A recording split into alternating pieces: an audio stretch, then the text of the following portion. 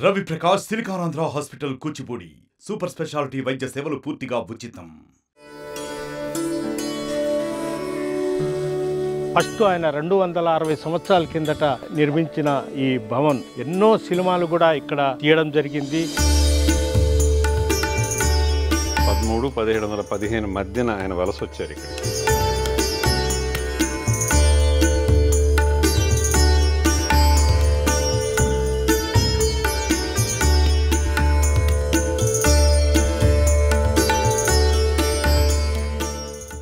Welcome to RTV. నేను మీ గయాజ్ని. ప్రస్తుతం మనం బుచ్చిరెడ్డిపాలెంలో ఉన్నాము. బుచ్చిరెడ్డిపాలెంలో 260 సంవత్సరాల కిందట దొడ్ల రామిరెడ్డి, బంగారపు రామిరెడ్డి అంటారు. ఆయన 260 సంవత్సరాల కిందట ఇక్కడే ఫస్ట్, అంటే బుచ్చిరెడ్డిపాలెం కూడా ఇంత విస్తారంగా డెవలప్మెంట్ కూడా కాలేదు. ఫస్ట్ ఆయన 260 సంవత్సరాల కిందట నిర్మించిన ఈ భవంతిలో ఎన్నో సినిమాలు కూడా ఇక్కడ తీయడం జరిగింది.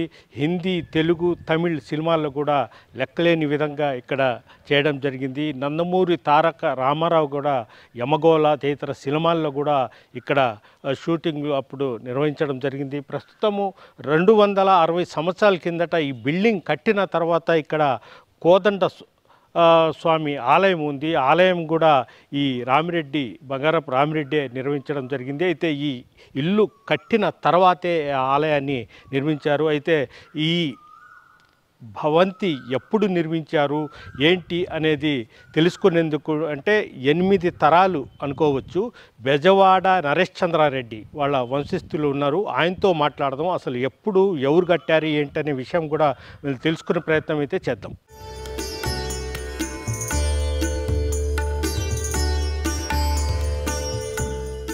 సార్ నమస్తే. నమస్తే గయాజ్ గారు. బాగున్నారు సార్? బాగున్నా అండి. సార్ అసలు మామూలుగా ఈ బిల్డింగ్ ఎప్పుడు నిర్మించారు, ఎవరు నిర్మించారు? ఇక్కడికి యాక్చువల్గా దొడ్ల వంశంలో దొడ్ల అన్నారెడ్డి గారు సుమారుగా 1713, 1715 మధ్యన ఆయన వలస వచ్చారు ఇక్కడికి, ఆర్కోట్ నవాబు గారి తరఫున. సో ఆయన మనోడైన దొడ్ల రామిరెడ్డి గారు, ఆయన బంగారు రామిరెడ్డి గారిని కూడా పిలిచేవారట. ఆయన ఈ భవనాన్ని 1755, 1760 మధ్యన కట్టారునని మా ఇన్ఫర్మేషన్ ఉంది. ఇది కట్టిన తర్వాతనే, ఈ భవనం కట్టిన తర్వాతనే ఆయన దేవస్థానం కూడా నిర్మించారు. 1765 నుంచి 1784 సంవత్సరం లోపు దాన్ని పూర్తి చేసి 1785లో ఫస్ట్ బ్రహ్మోత్సవాలు మొదలైనవి. సో ఆయన కట్టిన భవంతి ఇది. సో ఆ వంశం, దొడ్ల వంశం, దొడ్ల కుటుంబం అనేది అప్పటి నుంచి ఉంటూ, అందులోకి మేము బెజవాడోళ్ళం 1860 సంవత్సరంలో మేము ఈ కుటుంబంలోకి చేరడం జరిగింది. అటు సంస్థానంగా నిలబడిపోయినాం. అదేవిధంగా మనం చూస్తున్నాము, మామూలుగా ఈ భవనానికి చూడండి, పిల్లర్ కూడా సుమారు ఎంత ఇదంటే ఈ రోజుల్లో ఇలా కట్టరు, ఎంత స్టాండర్డ్గా కట్టి ఉన్నారు. అదేవిధంగా ఒకసారి అంటే ఈ కిటికీలు కూడా చాలా స్ట్రాంగ్, అంటే 260 సంవత్సరాల కిందట పెట్టినవి ఇంకొక చెక్కు చెదరలేదంటే. ఇదే ముఖద్వారం చూడండి. ఇది ముఖద్వారం సార్? ఇది ముఖద్వారం. ఈ ముఖద్వారాన్ని యాక్చువల్గా ఇదే రకంగా 3 ద్వారాలు ఉంటాయి. ఓకే, ఇది ముఖద్వారం. ఎంత అందంగా చెక్కారు చూడండి, బొమ్మలు కూడా పైన. అంటే ఆయన అంత శ్రద్ధ తీసుకొని కట్టించారని చెప్పేవారు పెద్దోళ్ళు.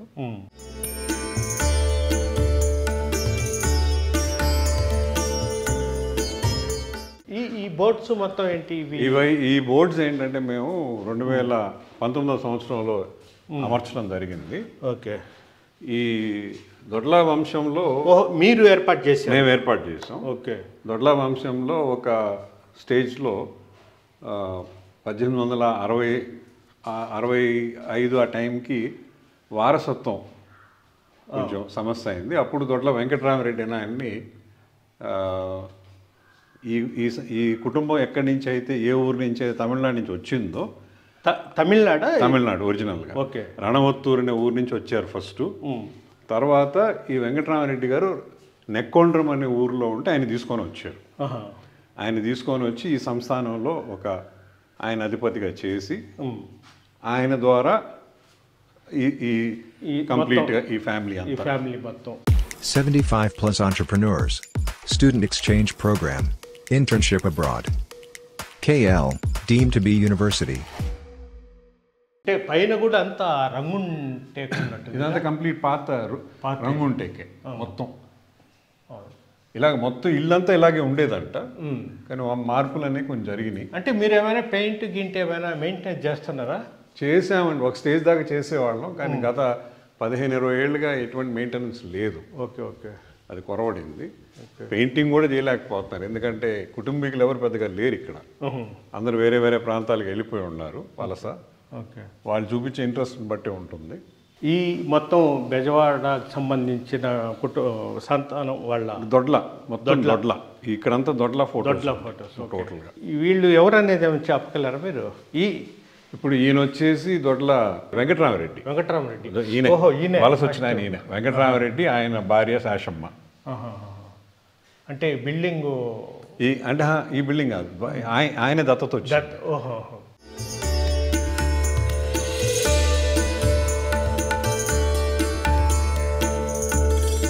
ఇప్పుడు ఈయన చనిపోయిన రంగారెడ్డి గారు, ఆయన స్టాచ్యూ ఇది.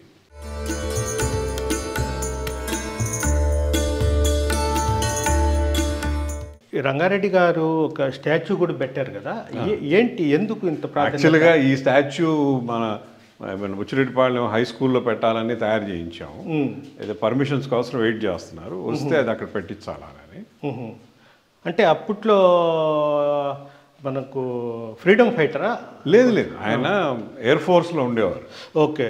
సో బ్రిటిష్ వారి తరఫున World War II ఆయన పార్టిసిపేట్ చేసినప్పుడు ఇక్కడ మనకి బెంగాల్ ప్రాంతంలో జాపనీస్ వాళ్ళు అటాక్ చేస్తే ఈయన కూడా పైలట్గా మొదటి జాపనీస్ యుద్ధాన్ని విమానాన్ని ఆయన కూల్చారు. ఫస్ట్ జాపనీస్ విమానం కూల్చింది దొడ్ల రంగారెడ్డి గారు యాజ్ అ పైలట్. ఆయన కూల్చడము, ఆ తర్వాత ఆయనతో పాటు ఉన్న కొన్ని అని చెప్పి ఆయన మలయాళీ ఒక ఆయన ఉండేవారు, ఆయన ఒక పుస్తకం రాస్తే ఆ పుస్తకంలో రాసుకున్నారు ఆయన. ఈయనకి యాక్చువల్గా సింగపూర్లో సమాధి కట్టున్నారు బ్రిటిష్ వాళ్ళు. సింగపూర్లో సమాధి కట్టారు. యాక్చువల్గా ఈయన బాడీ దొరకలా. ఓకే. ఆ ఎయిర్ క్రాఫ్ట్ క్రాష్ అయిపోయింది, బాడీ దొరకలా.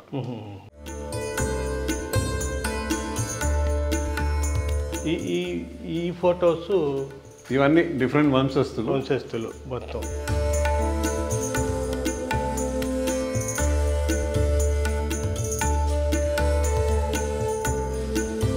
ఇక్కడ కూడా బాగా స్ట్రాంగ్. ఇది ద్వితీయ ద్వారం.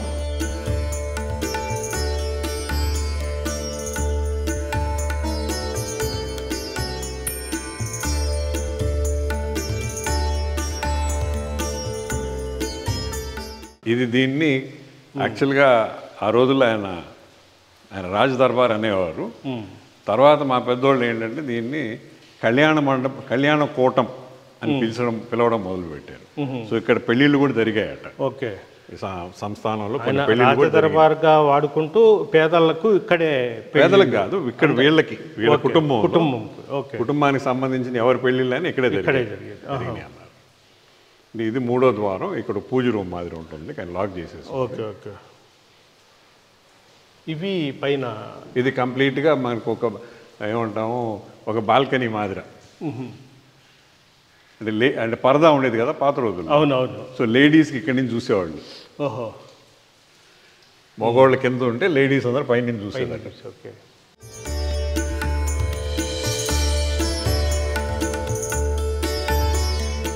ఇక్కడ కొన్ని సినిమాలు కూడా తీశారంట కదా ఇటీవల కాలం. యమగోళ అనే ఒక సినిమాని తీశారంట పాత రోజుల్లో, ఎన్టీ రామారావు గారు ఉన్నప్పుడు.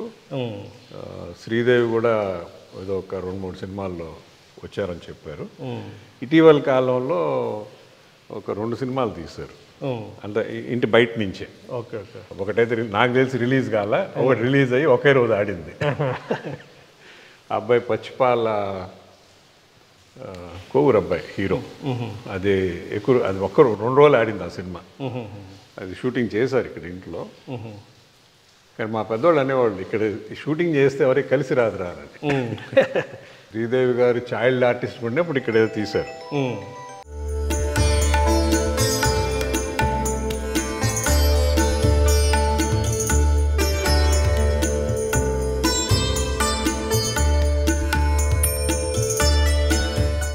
ఈ భవనానికి ఇలాంటి పిల్లర్స్ మొత్తం ఉన్నాయి. అయితే దెబ్బతినడం వల్ల 260 సంవత్సరాలకు సంబంధించిన పిల్లరు ఇది కూడా మెత్తబడి ఉంది.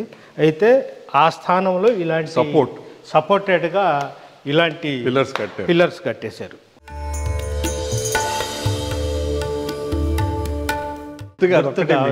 అది ఈ గోడ చూడండి ఎంతలా ఉంది. గోడ చూడండి, అబ్బా సుమారుగా 3 అడుగుల పైన గోడ. చిన్నపిల్లలు ఇక్కడ పండుకోవచ్చు. అంటే బరువు అంతా ఇదంతా మోస్తుంది. ఈ మొత్తం ఈ స్ట్రక్చర్కి ఈ గోడ అంటే సెంటర్ బరువు అంతా కంప్లీట్గా. మనిషి పండుకోవచ్చు.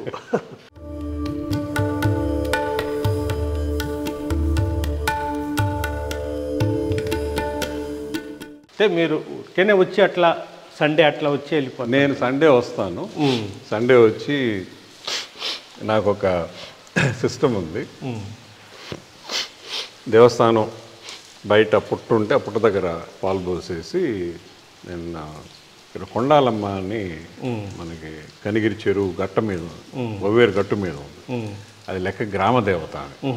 సో ప్రతి సండే ఆ గ్రామదేవత పోయి ఇక్కడి నుంచి తీసుకెళ్లాల్సిన సాంగ్యం మాదిర పప్పు, బియ్యం, బెల్లం అవన్నీ, నూనెను, ఒత్తులు, సాంబ్రాణి కడ్డీలు అన్నీ ఇక్కడి నుంచి తీసుకెళ్ళి పూలమాల తీసుకెళ్ళి అప్పచెప్పి దండం పెట్టుకొని వస్తాం. అంటే కుటుంబం తరఫున. ఓకే. ఇది ఆర్టీవీ వ్యూవర్స్ కోసము బెజవాడ నరేష్ చంద్రారెడ్డి ఆయన మొత్తం అంటే 260 సంవత్సరాల కిందట వాళ్ళ పూర్వీకులు నిర్మించిన భవనం మొత్తం లోపల చూపించారు. Thanks sir. థ్యాంక్ యూ అండి. మరిన్ని వీడియోస్ కోసం ఛానల్ ని సబ్స్క్రైబ్ చేయండి. లేటెస్ట్ అప్డేట్స్ కోసం వాట్సాప్ ఛానల్ ని ఫాలో చేయండి. అండ్ లింక్ డిస్క్రిప్షన్ లో ఉంది.